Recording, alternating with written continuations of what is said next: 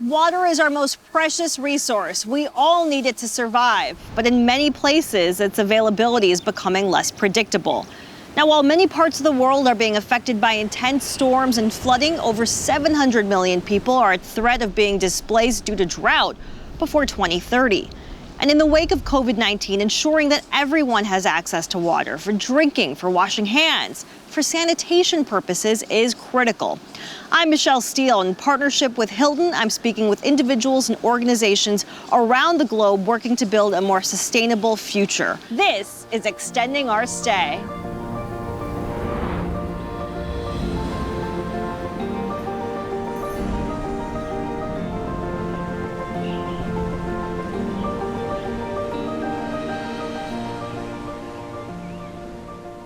My name is Liam Kernell, and I'm the Director of Community Experience here at the Koala Center. The Koala Center is an independent, community-based nonprofit on the Big Island of Hawaii that works to create and maintain the conditions that lead to healthier ecosystems.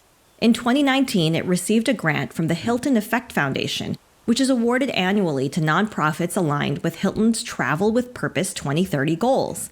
Going into my conversation with Liam, my goal was to rethink my current relationship with water and dig deeper into some questions that may not be as obvious as they sound, like where does it really come from?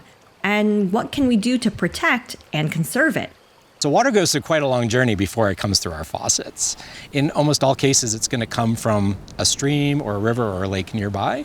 It might come from a well. It might come from a spring. But ultimately, then you have to ask, well, how did that water get in that body of water? So I think that's what I've heard called a watershed. For those unaware, what is a watershed exactly?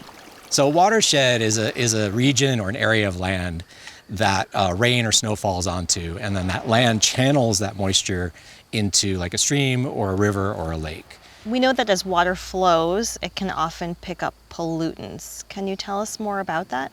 Our roadways are loaded with like motor oil and fuel and other automotive fluids that leak out of automobiles and trucks. Then if people dispose of their household chemicals or solvents improperly, it might ultimately find its way into the ocean, so that then impacts our coral reef ecosystems as well.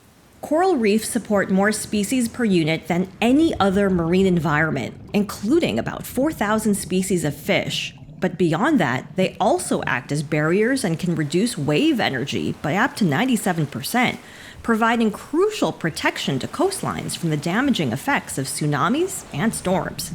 And while many coral reef pollutants, like the ones Liam mentioned, travel through water flow, I learned about one in particular that humans are bringing directly into the water themselves: sunscreen.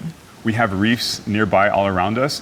They're easily harmed by the chemicals that go into the water. So we really encourage the guests to the resort to think about the sunscreens that they're using in the water and providing here at the hotel those mineral-based options for them to use. We are one of the first places in the country to encourage people that use the oceans to think about the sunscreen that they're putting on their bodies and encourage them to use zinc or titanium or other mineral-based sunscreens. Clean water helps keep our ecosystems safe, but it's also imperative from a public health perspective. The pandemic has sort of highlighted how essential access to clean water is for us, but it's always been that case. Even before COVID, there are other concerns to have. More than half the people on the planet are estimated not to have access to proper sanitation, including hand washing stations. So certainly investing in global infrastructures to facilitate the delivery and access to cleaner water is important. So I was learning a lot about the importance of clean water, but what about conserving it and making sure there's enough to go around? It's estimated that 30 to 60% of our drinking water in the United States is used for outdoor watering. And so when people water in the heat of the day, so much of that water gets lost to evaporation. Another thing would be to fill her up. So when you're running your dishwasher or your washing machine, make sure you're running full loads. And then also seeking out international water organizations that are looking at investing in infrastructures around the world so that the communities that are most vulnerable have greater access to safe water. One of the groups most vulnerable to climate change is the mountain communities. They depend completely on the ecosystem, farming, and cattle raising. To better understand, I went to Peru and spoke to Mirella Gallardo and Florencia Zapata of the Mountain Institute about some of the challenges these communities, as well as big capital cities like Lima, are facing. In January 2017, It was a very large event that kept Lima with 2 days or about that with no water. It was a very large water crisis. The shortage of water in Lima came from landslides of mud and stone that fell into the Rimac River and other tributaries on which the city relies. The solid residue overwhelmed the ability of the city's treatment plant to process it into drinking water, and there weren't many other options. Here in Peru, more than 70% of the population live on the coast, which is a desert. In this part of the Andes, we have 2 seasons, the dry season and the rainy season. And because of climate change, those seasons are changing. Like Peru, many areas around the world are experiencing changes in weather patterns and a higher frequency of extreme events. For example, heavy rainfalls, record heat, and once-in-a-century droughts. All of these factors contribute to problems in water supply systems that people like Florencia and Mirella are helping to solve. I asked them about the impact they hope to have.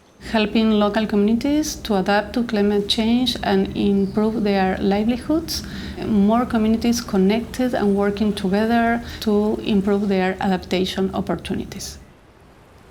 After my trips to Lima and Hawaii, I found myself realizing how much I take the water that comes out of my faucet for granted. And I had 3 major takeaways.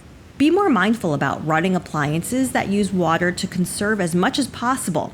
Avoid using contaminants, and when use is necessary, dispose of them properly to prevent them from entering water sources, and learn more about where my water and water around the world comes from. Protecting our water sources is an ongoing challenge, but we can all make changes to help increase access to safe, clean water everywhere.